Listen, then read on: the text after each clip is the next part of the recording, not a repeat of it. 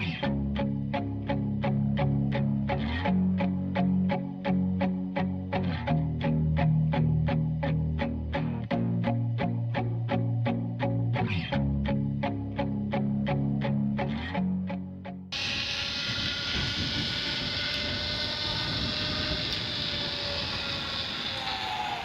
up, idol? So for today's video, so ngayon guys ay part 4 na tayo nitong ating restoration dito kay 010X Falcon.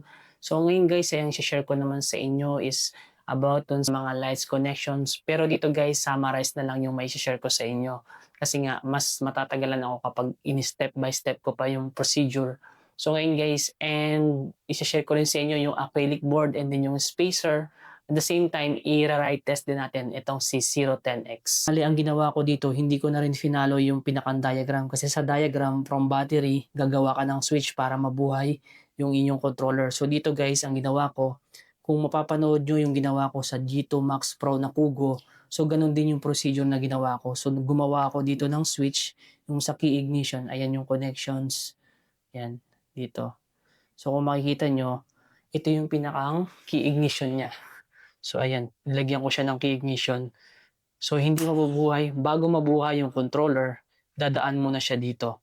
Tapos pag pre-nest natin yung display, yan, saka pa lang siya mabubuhay.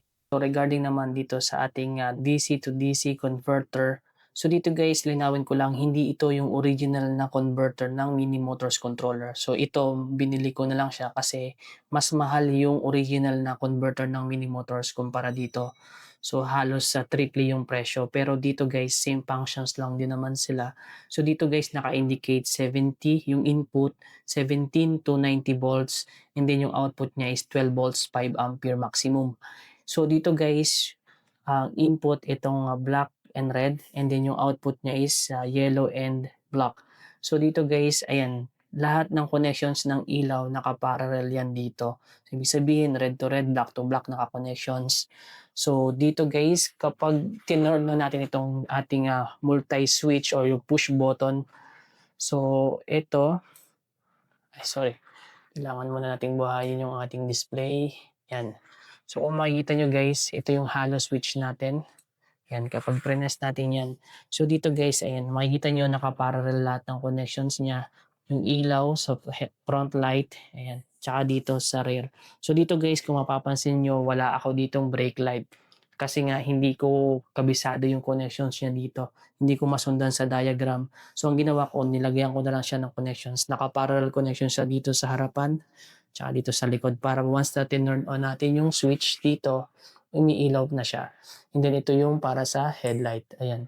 Makikita nyo, yan yung headlight natin. So napakaliwanag niyan sa gabi. Tapos ito guys, yung isang connections na to, ito para sa horn. Actually meron tong abang, kaso nga lang wala pa kasi ako ng horn. Yan yung purpose nun. So nakaabang niyan. Ito yung connections niya. Yan, waiting lang ako sa horn ko. And mapapagana na rin natin yan. And then, by the way guys, isasuggest ko rin sa inyo kung gusto niyo mag-modify ng mga ganitong klaseng electric scooter. May sasuggest ko sa inyo, kailangan guys yung controller ninyo, naka-attach yan, kailangan may heatsink. So ito, yung controller na to, in-attach ko yan sa mismong frame ng electric scooter. Para nang sa ganon, yung buong frame ng electric scooter, yan yung magsiserve as heatsink. So kahit pa long ride, gamitin natin yung controller. So hindi siya mag-overheat. So yung usually kasi yung iba pinapatong lang dito sa frame, which is hindi dapat ganun. Dapat merong heatsink yung controller ninyo para hindi mag-overheat. And then regarding pala dito guys sa ating charger port, yan, nilagyan ko rin siya dito ng fuse. Ito yung fuse niya. Yan, para nang sa ganon, safe pa rin yung ating battery just in case na magkaroon ng short circuit. Ayan, safe pa rin yung ating battery. So, ayan, yan lang naman yung mga connections niya guys. So, napakadali lang siyang sundan. Ayan, at proceed na tayo dun sa ating spacer. So, kung makikita nyo guys, makikita nyo ang laki ng kawang or ang laki ng space na inangat ng battery kasi nga 21700 cell yung battery na pinagawa natin. So, gagamitin natin siya ngayon ng spacer. So, ito yung spacer na pinagawa ko. So, yung kapal niya guys, nasa 19 mm yung kapal nito. So, papatong lang natin siya dito. So, dito guys, Ayan, cover na yung buong, halos cover na siya ng buong frame para nang sa gano'n malapad yung ating board. And then ito yung ipapatong lang natin siya dito, yung pinakang metal para hindi mabasag yung ating acrylic board. Ayan. And then ito yung pinakang acrylic board na pinagawa natin na 6mm na UV printed. Ayan. So ganyan yung design niya. So ipapatong lang natin siya dito.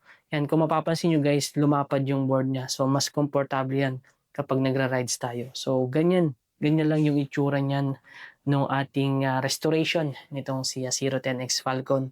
So ngayon guys ay proceed na tayo sa ride test. So ngayon guys ay i-ride test na natin itong si 010X na ating na-restored. So ito siya guys, i-turn na natin yung key ignition. And so with voltmeter, and then yung ating display. Okay. And then yung ating lights.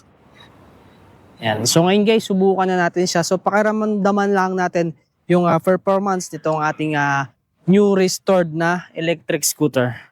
Okay guys. So yun, kung mapapansin nyo guys, maririnig nyo talaga yung vibrations or yung tumutunog na motor. So ito lang talaga yung hinabol ko sa kanya guys, yung tunog ng motor do sa controller na 30A na dual controller. Yan, so kung mapapansin nyo guys, so based sa observation ko, ang lakas ng kanyang torque power. Usually ganun talaga kapag mini motors yung inyong controller na ginagamit, masyado siyang malakas yung torque, especially kapag naka gear 3 and then naka maximum settings. Ayan, so mabilis mapupudpud kagad yung inyong gulong kapag gumamit kayo ng mini motors sa controller. So napaka-smooth gamitin ni 010X. At the same time guys, kung mapapansin niyo, napakalambot ng kanyang suspension. So isa na rin ito sa hinabol ko kay 010X.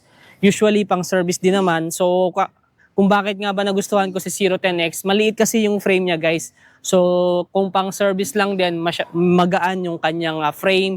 At the same time, space saver na rin. Hindi kagaya nung Mars 11 GTR ko na napakalaki. So ito, mas prefer ko lalo na kung pang service lang din naman. So okay na okay siyang gamitin.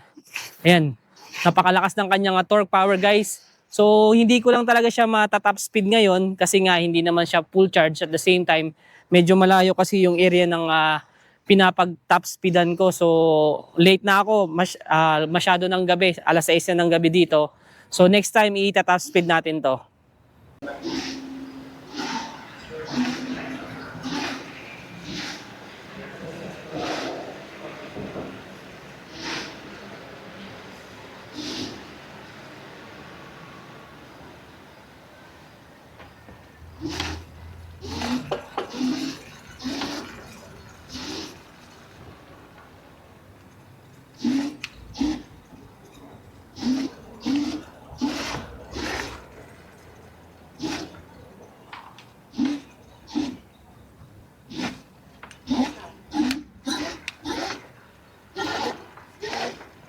Woohoo!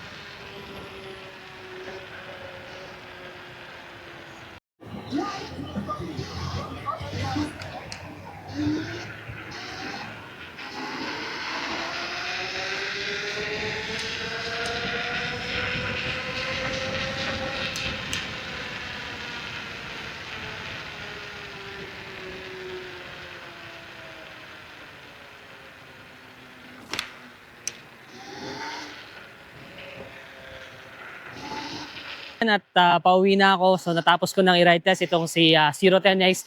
So far sa performance, okay naman siya mga idol. Malambot yung suspension. Napaka-smooth gamitin ni 010X. So yun lang nagustuhan ko talaga sa kanya. Napakaganda ng tunog ng motor. So which is yun lang din naman talaga yung hinabol ko sa kanya. And yun. So far, nasa 96% pa yung battery ko. 63 volts. And yun.